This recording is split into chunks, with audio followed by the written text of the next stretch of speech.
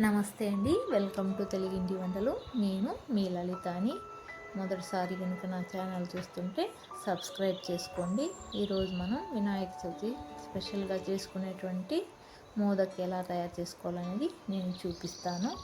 ముందుగా మనం ప్రాసెస్లోకి వెళ్ళిపోదాం. ఇందుకోసం నేను నువ్వులు పల్లీలతో చేసుకుంటున్నాను. లోపల స్టఫింగ్ అనేది నువ్వుల్ని మనం ఫ్రై చేసుకున్నాం. ఇక్కడ నేను 1 కప్ నువ్వులు అనేది తీసుకుంటున్నాను.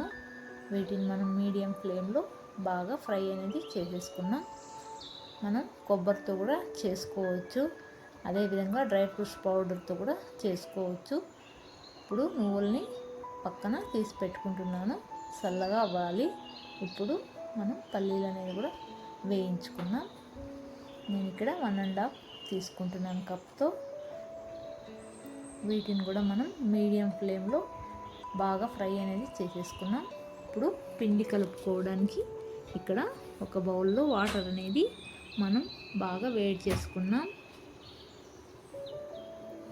పల్లీలు అనేది వేగిపోయాయి, వీటిని మనము తీసి పక్కన పెట్టుకున్నాం. ఇప్పుడు సాల్ట్ అనేది ఈ వాటర్లో కొద్దిగా వేసుకున్నాం. నెయ్యి అనేది కూడా వేసుకుంటున్నాను.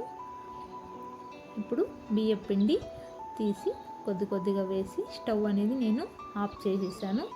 మనం స్టవ్ మీద ఉంచనవసరం లేదు. ఇలా బాగా పిండి మొత్తం కలిసిపోయేటట్టు కలుపుకోవాలి.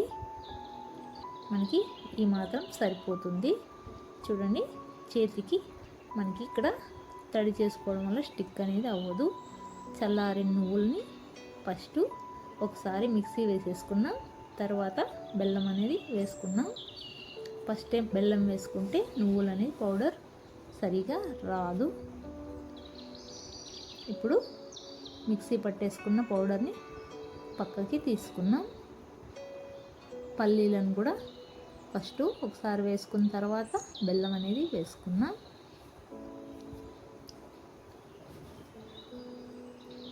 పౌడర్ని మనం నువ్వులు పల్లీల పౌడర్ని రెండింటిని ఒక బౌల్లో వేసుకొని మొత్తం కలిసేటట్టు కలిపేసుకున్నాం.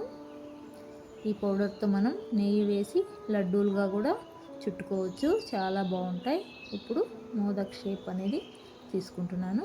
దీనికి కొంచెం నెయ్యి అప్లై చేసుకున్న తర్వాత చిన్న బాల్ సైజు బియ్యం పిండి తీసుకొని మొత్తం లోపల గ్యాప్ వచ్చే విధంగా చూపించిన విధంగా ఇలా మనం ప్రెస్ చేసుకుంటూ చేసి లోపల పౌడర్ అనేది వేసి పైన కూడా మళ్ళీ పిండి అనేది కొద్దిగా పెట్టి క్లోజ్ అనేది చూపించే విధంగా ఇలా క్లోజ్ చేసేసుకున్నాం. ఇప్పుడు మనం ఓపెన్ చేస్తే మనకి పర్ఫెక్ట్గా షేప్ అనేది వచ్చేస్తుంది. చూడండి, ఈజీగా మనకి షేప్ అనేది వచ్చేసింది. ఇదే విధంగా మనం కుడుములు కూడా ఇదే పిండితో చేసుకోవచ్చు. నేను ఇక్కడ అరిటాకు పైన చేస్తున్నాను. ఆకు లేకపోయినా మనం చేత్తో కూడా చేసుకోవచ్చు. ఇలా చేసిన తర్వాత పలుచగా మనం స్టఫింగ్ కోసం ముందుగా తయారు చేసుకున్న పిండిని ఇందులో వేసి మనం క్లోజ్ చేసేసుకోవడమే. ఈ ఎడ్జెస్ని ఒకసారి ప్రెస్ చేసుకున్నామంటే ఈజీగా అయిపోతాయి. ఇక్కడ ఇడ్లీ దీంతో మనం స్టీమ్ చేసుకుంటున్నాను. ఇప్పుడు క్లోజ్ చేసేసి ఒక 10 మినిట్స్ వదిలేసామంటే మనకి స్టీమ్ అయిపోతాయి. చూడండి, ఇప్పుడు మనం ముందుగా తయారు చేసుకున్న కుడుములు కూడా చూద్దాం. అవి కూడా కుక్ అయిపోయాయి, చాలా రుచిగా ఉంటాయి. అరిటాకులతో చేయడం వల్ల మనకి ఆ ఫ్లేవర్ కూడా ఇందులో ఉంటుంది. ఓపెన్ చేసి చూసామంటే ఇందులో నెయ్యి వేసుకుంటే చాలా బాగుంటుంది రుచి. అంతేవిధంగా బలం పిల్లలకు కానీ పెద్దలకు కానీ. నా వీడియోస్ కనుక మీకు నచ్చినట్లయితే లైక్ చేయండి, షేర్ చేయండి. మనం ఈ స్టఫింగ్ కూడా డిఫరెంట్ స్టైల్లో చేసుకోవచ్చు. Thank you for watching.